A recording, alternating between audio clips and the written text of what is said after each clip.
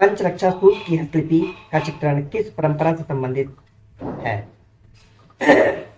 प्रश्न है, पंचरक्षा सूत्र की हस्तलिपि का चित्रण किस परंपरा से संबंधित है? ऑप्शन है मुगल लघु चित्रकारी से, पाल लघु चित्रकारी से, दक्षिण लघु चित्रकारी से और जैन लघु चित्रकारी से।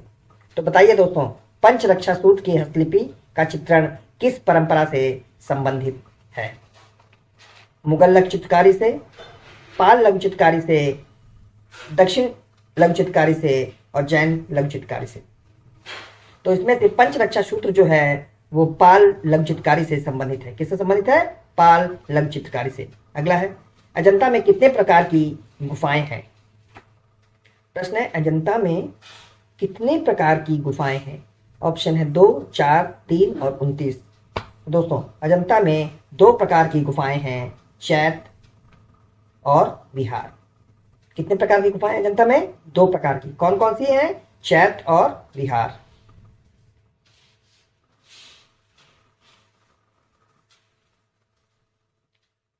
अगला प्रश्न है, प्लेटो ने आकृति के कितने भेद दिए हैं? प्रश्न है, प्लेटो ने आकृति के कितने भेद दिए हैं? 4, 3, 5 और 2। तो बताइए आप लोग, प्लेटो ने आकृति के कितने भेद दिए हैं? 4 दिए, 3 दिए हैं, 5 दिए हैं और 2 दिए हैं। तो दोस्तों, प्लेटो ने आकृति के 3 भेद दिए हैं। कितने? 3। अगला है, अजंता भित्ति चित्रों की विषय वस्तु क्या है? क्या प्रश्न है? अजंता भित्ति चित्रों की विषय वस्तु बताइए, या विषय वस्तु क्या है? देव गाथाएं, प्राकृतिक गाथाएं, जातक गाथाएं और स्वर्ग की गाथाएं। तो दोस्तों, अजंता के भित्ति चित्र जो है वो जातक कथाओं पर आधारित है। किस पे आधारित है? जातक कथाओं पर।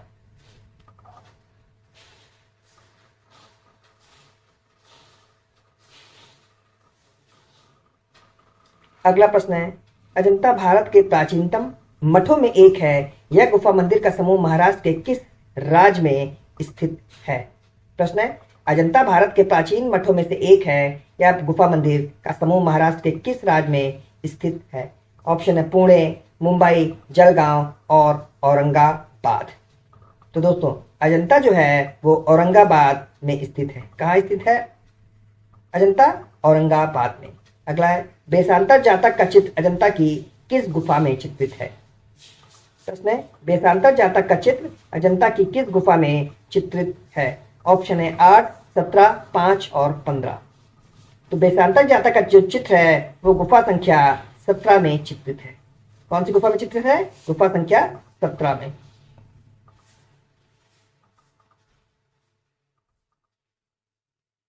अगला प्रश्न है, उस अंग्रेज का नाम बताएं जिसने राजा रवि वर्मा को भारतीय पौराणिक कथाओं और यूरोपीय कला को संयोजित करने का सुझाव दिया था। प्रश्न है, उस अंग्रेज का नाम बताएं जिसने राजा रवि वर्मा को भारतीय पौराणिक कथाएं और यूरोपीय कला को संयोजित करने का सुझाव दिया।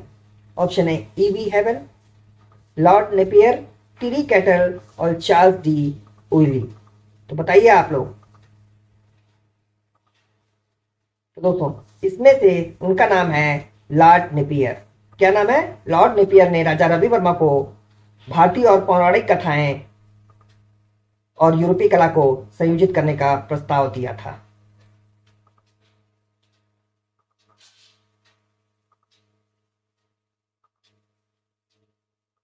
अगला प्रश्न है, राजा रवि वर्मा का जन्म कहाँ हुआ था? क्या प्रश्न है? राजा रवि वर्मा का जन्म किस राज्य में हुआ था या कहाँ हुआ था? तो दोस्तों, उड़ीसा में हुआ था, मध्य प्रदेश में हुआ था, केरल में हुआ था और गुजरात में हुआ था। तो दोस्तों, राजा रवि वर्मा का जन्म केरल के किल्लीमनूर गांव में हुआ था। कहाँ हुआ था? केरल में। अगला प्रश्न है, राजा रवि वर्मा जाने जाते हैं। प्रश्न है, राजा रवि वर्मा जाने जाते हैं या राजा रवि वर्मा किस लिए जाने जाते हैं? वॉश पेंटिंग के लिए, टेम्परा पेंटिंग के लिए, जल पेंटिंग के लिए और तेल रंग पेंटिंग के लिए। तो दोस्तों, राजा रवि वर्मा जो है वो तेल चित्रण के लिए जाने जाते हैं। किस लिए? तेल रंग पेंटिंग के लिए या ऑयल पेंटिंग्स के लिए। अगला प्रश्न है, राजा रवि वर्मा ने के छापा चित्रों को कहा जाता था। प्रश्न है, राजा रवि वर्मा के छापा चित्रों को कहा जाता था सेरीग्राफ, लिथोग्राफ, ओलियोग्राफ और कोलोग्राफ। तो बताइए आप लोग, राजा रवि वर्मा के छापा चित्र को क्या कहा जाता था? सीरीग्राफ, लिथोग्राफ, ओलियोग्राफ और कोलोग्राफ। तो राजा रवि वर्मा के छापा चित्रों को ओलियोग्राफ कहा जाता था। क्या कहा था? ओलियोग्राफ।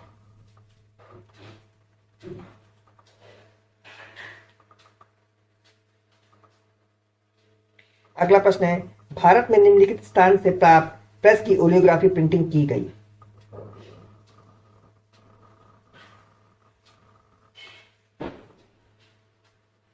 भारत में निम्नलिखित स्थान से प्राप्त प्रेस से ओलियोग्राफ प्रिंटिंग की गई। ऑप्शन है डच, इटली, जर्मनी और इंग्लैंड। तो दोस्तों, इस प्रश्न का सही आंसर है जर्मनी। क्या आंसर है इसका सही? जर्मनी। अगला प्रश्न है, अजंता की चैत्य गुफाओं का क्या उद्देश्य था? ऑप्शन है अजंता की चैत्य गुफाओं का क्या उद्देश्य था? ऑप्शन है आवास हेतु बनाई गई, खरीदारी हेतु बनाई गई, पूजा हेतु बनाई गई और व्यापार हेतु बनाई गई। तो बताइए दोस्तों, अजंता की जो चैत्य गुफाएं थी उनका क्या उद्देश्य था? तो अजंता की चैत्य गुफाएं जो हैं वो पूजा हेतु बनाई गई थी। किस हेतु बनाई गई थी? पूजा हेतु। और अजंता में कितनी प्रकार की गुफाएं थी? तो दो, एक चैत्य और एक विहार। चैत्य बनाई गई थी पूजा के लिए और विहार बनाई गई थी आवास हेतु। अगला प्रश्न है, भारत में ऐतिहासिक काल के प्राचीनतम भित्ति चित्र कहां से प्राप्त होते हैं? प्रश्न है, भारत में ऐतिहासिक काल के प्राचीनतम भित्ति चित्र कहां से प्राप्त होते हैं? ऑप्शन है बाग से, बादामी से, जोगीमारा से और अजंता से। तो दोस्तों, भारत में प्राचीनतम जो भित्ति चित्र प्राप्त होते हैं वो जोगीमारा से होते हैं। और कब के हैं? तो 300 ईसा पूर्व के।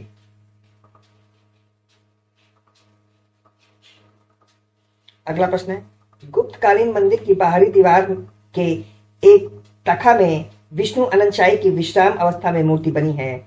इस मंदिर का क्रम है विष्णु मंदिर ऐरान, उदयगिरी विरता, दशावतार मंदिर देवगढ़ और सांटी गुफा सत्रा। तो बताइए दोस्तों, विष्णु अनंत साई की विश्राम अवस्था में मूर्ति किस मंदिर पर बनी है? विष्णु मंदिर ऐरान में, उदयगिरी विरता में या दशावतार मंदिर देवगढ़ में और सांटी गुफा संख्या 17 में। तो दोस्तों, विष्णु अनंत साई की विश्राम अवस्था में मूर्ति दशावतार मंदिर देवगढ़ में बनी है। कहाँ मंदिर बनी है? दशावतार मंदिर देवगढ़। अगला है, प्रसिद्ध मूर्ति शिल्प परखम यक्ष डैश से संबंधित है। प्रश्न है, प्रसिद्ध मूर्ति शिल्प परखम यक्ष किस काल से संबंधित है? ऑप्शन है शुंग काल से, गुप्त काल से, मौर्य काल से और कुषाण काल से। तो दोस्तों, परखम यक्ष की जो मूर्ति है वो मौर्य काल से संबंधित है। किससे संबंधित है? मौर्य काल से।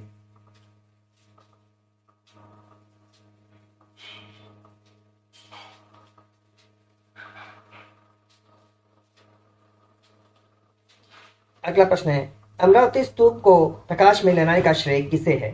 प्रश्न है, अमरावती स्तूप को प्रकाश में लाने का श्रेय किसे है? Sir John Marshall, major Cole, A Ghosh, colonel Mackenzie. तो दोस्तों, अमरावती स्तूप जो था उसको प्रकाश में लाने का श्रेय कर्नल मैकांजी को है। किसको है? कर्नल मैकांजी को है अमरावती स्तूप को प्रकाश में लाने का श्रेय। अगला है, जैन धर्म के 24वें तीर्थकर की एक वर्ग पीठ पर बैठे हुए मूर्ति के मुद्रा को क्या कहा जाता है? ऑप्शन है योग पीठ मुद्रा, वज्र पद्म मुद्रा, वज्र के आसन मुद्रा और सूर्य नमस्कार।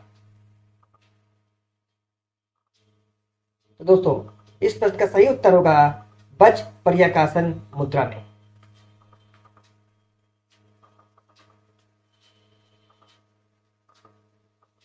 अगला प्रश्न है, निम्नलिखित राजाओं में से किसी एक के शासनकाल में गांधार शैली का विकास हुआ? दिए गए विकल्पों से उसकी पहचान करें।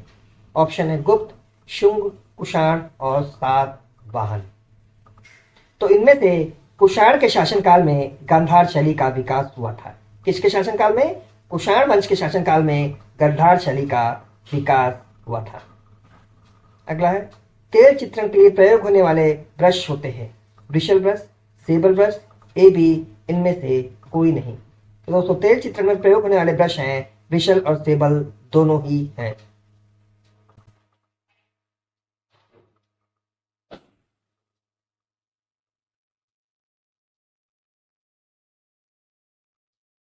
अगला प्रश्न है, भारतीय चित्रकला का सड़क का सही क्रम बताएं या सही अनुक्रम क्या है? क्या है? भारतीय चित्रकला के सड़क का सही अनुक्रम क्या है? ऑप्शन है भाव प्रमाण लवण योजना रूपभेद, रूपभेद प्रमाण भाव लवण योजना, प्रमाण भाव रूपभेद लवण योजना और रूपभेद भाव प्रमाण लवण योजना।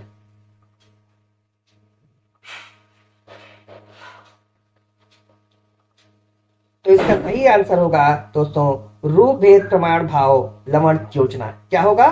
षडंग का सही क्रम रूपभेद प्रमाण भाव लवण योजना। अगला